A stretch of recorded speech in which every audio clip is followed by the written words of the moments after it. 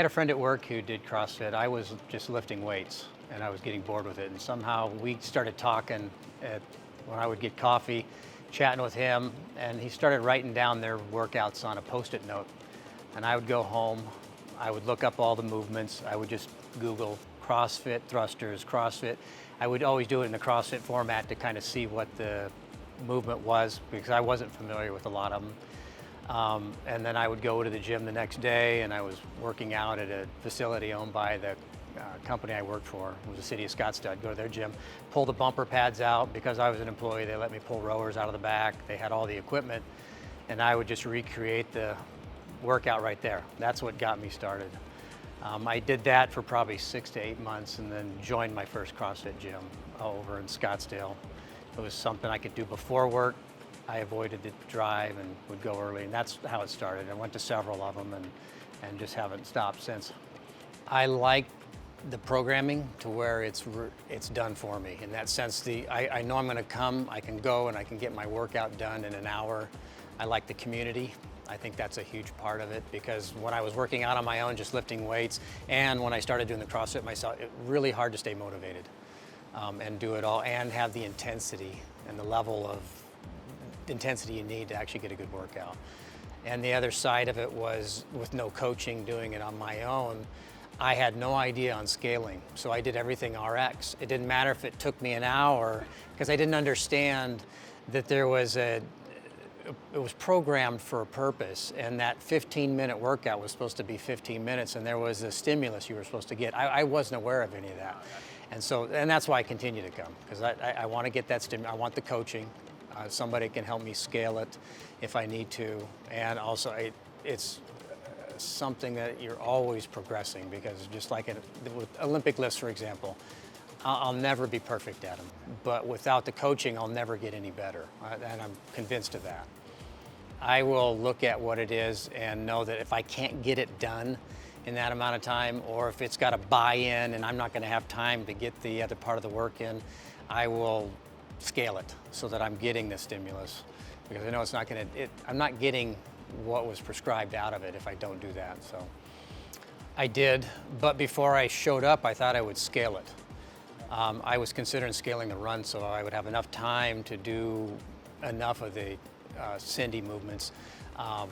But when I came and everybody else in the class before mine, they all did the runs and they didn't scale the run. And I know the athletes, and so some of them are where I'm at, and so because they didn't scale it and they were able to do it, I went with not scaling the run.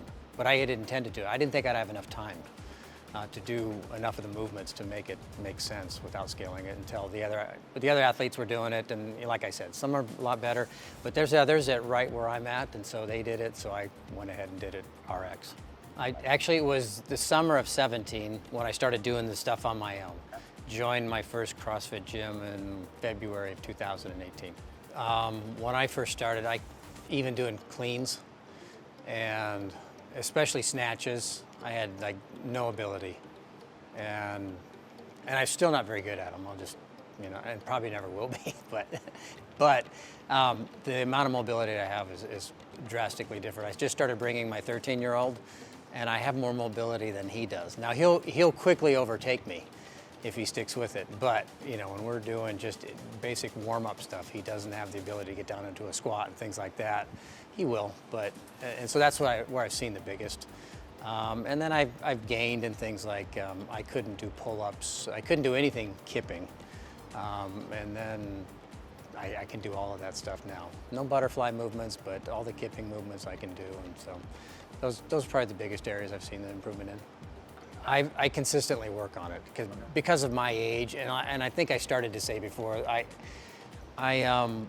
from the time I left high school until my mid-30s, I really didn't do anything workout-wise. I was busy working, and I was always outside working, moving, and I felt that was enough, but you don't get full range of motion, and you're gonna lose mobility. And so I lost a lot of it doing that.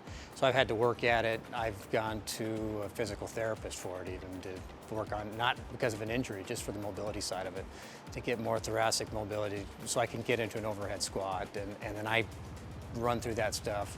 I'm typically doing 20 minutes to an hour of it a day on days I work out. So Favorite movement it's the Olympic lifts. I'm terrible at them, but I enjoy those the most. They're challenging, they have, they're more involved, and I enjoy the barbell work like that. And I enjoy workouts that have power snatches in them, because I really can't get into it unless we're just doing snatch. I can't get into a full snatch during a workout. If I'm not wearing lifters, I don't have the mobility yet to do it. But probably the snatch is my favorite, and that's what I'm the worst at too. But I do enjoy it. If I had to say it, burpees over the box, especially if they're facing the box or the barbell. If they're parallel to the box, it takes off a little bit of the edge. But burpees, because they tax my system, and I can do maybe 10. I could probably do 15 if I'm fresh in a minute.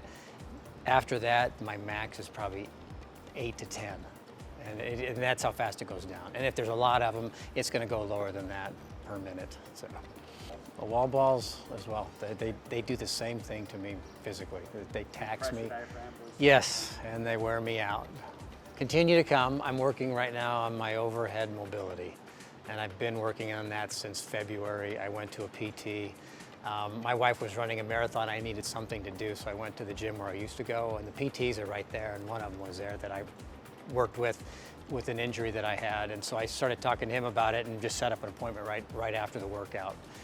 He was working out in that class, and so I set up an appointment with him right afterwards and did the full thing, and then bought a 5-pack of the appointments and went back for about every other week for the next 2 months, and then I'm taking that work that we did and then just continuing with the movements and working on that overhead mobility. So overhead squats and snatch position is primarily what it is. What keeps me motivated to continue to come is to keep the mobility, to keep the strength that I have, and I also want to progress. And so as I see more mobility, I'm glad I can do more. I want to continue to do it. This year I've seen some real gains because like I said, I went to a physical therapist and actually worked on it. And so I'm looking forward to seeing where that goes. And I also feel like I think that if I could do one thing and only one, and I couldn't go to any other classes, any other type of exercise, I feel like if I could work out 1 hour a day, I would get the most benefit out of doing CrossFit. That's really what keeps me motivated. Well, I would say one thing early on in my doing CrossFit is just trying to do toes to bar. I could not do it, and it was just a matter of a coach giving me the right cue, and I was able to do toes to bar. I could do one, but I couldn't string them together because I wasn't doing them correctly. And it was just a simple coaching tip, one thing that I needed, and then I was able to start stringing it. So that one was kind of a big breakthrough. Because before that, I'm sure you've watched people trying to do toes to bar that don't, and they're swinging like on a jungle gym trying to do it, and that was me trying to do it. And then it was one coaching tip: stick your head through the hole. That was what it was, and that's what it took. And then I was able to start stringing toes to bar together. So that was probably one of my bigger achievements. I'll tell you what I have done is, depending on the person and looking at them, is my biggest tip is not to be intimidated by watching all the other people that have been here for so long, because CrossFit, we always say it's infinitely scalable. That's kind of the cliche, but I've watched people come in and they're watching us do all this stuff, and you can tell they're intimidated. And my tip to them is like, don't be intimidated, because everything they're doing you can scale to a version where you're going to be able to do it and still get the same stimulus out of this workout. And eventually, if you keep working at it, you'll get there. That's my biggest tip. Don't be intimidated. You can scale it. I don't know that it's just CrossFit Flex, but it's the community. I enjoy working out with the other athletes that I work out with. I like the coaches too, and I like the owners. They've all been a real help to me. Each one of them, the coaches work with me. I like the ownership because they're all good coaches as well.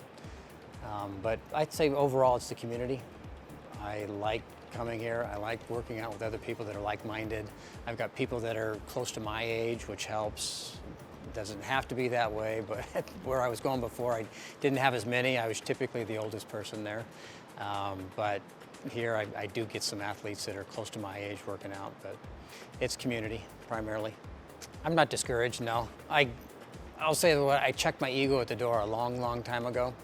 And when I first started CrossFit, I remember just looking at, there were women athletes that were like 10 years younger, and I was like, I'd be like, if I could at least do their weight, which I couldn't, I would be happy to do that amount.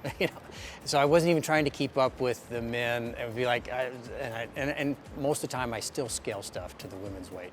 And so no, it's not overly overwhelming or intimidating. I just, like I said, I check my ego, and so I'm okay not doing the prescribed weight. I rarely ever do. I typically do something lower because I know I can't. I just don't have the strength. Or I can do the weight, but it's going to tax me too much, and I'm not going to get the workout done. Well, I had, for an aha moment, I would say it was Stephanie. We were doing a strength cycle, and I always felt like I don't lift that heavy compared to a lot of people my size, and I never would wear a weight belt. And she got me to wear a weight belt, and honestly, I PR'd my deadlift. I mean, it was just that small tip, and just say, no, you really should. Even I'm thinking, I'm just not lifting that heavy, because my deadlift compared to what other people were doing is just not that heavy. And so I always thought, well, I'm not lifting that heavy. I don't need a weight belt. When I start doing real heavy lifts, I'll wear a weight belt.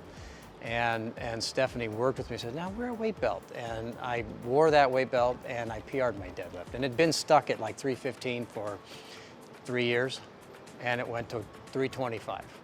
And just with that help, with that coaching help. So that's my shout out to Stephanie. I don't really talk to that many. My wife, I talk to her, but I'm not gonna give her the shout. I give her the shout outs.